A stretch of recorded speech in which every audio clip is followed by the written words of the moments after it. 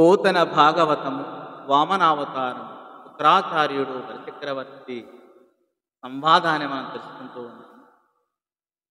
నిరయంభైన నిబంధమైన ధరణీ నిర్మూలనంభైన దుర్మరణంభైన కులాంతమైన నిజమున్రా నిమ్ము కానిమ్ము పోహరుడైనన్ హరి అయిన నీరజ భవుండవ్యాగతుండైన నౌదిరుగన్నేరదు నాదు జిహ్వ వినుమాది భరియవేయేటికిన్.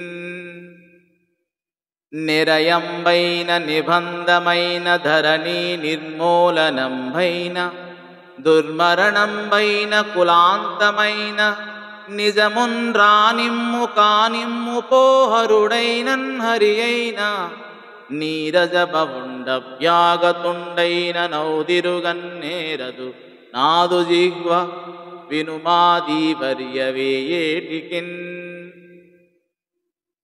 గురువర్య, మిగతావి అన్నీ అనవసరమయ్యా.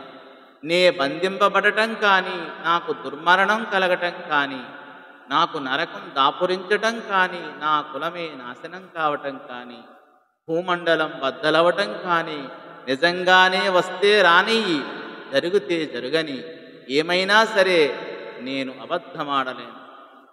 దానం పట్టడానికి వచ్చిన వాడు సాక్షాత్తు ఆ పరమశివుడే అయినా, ఆ విష్ణుమూర్తే అయినా, ఆ బ్రహ్మదేవుడే అయినా సరే నా నాలుకకి ఆడిన మాట తప్పడం రాదు.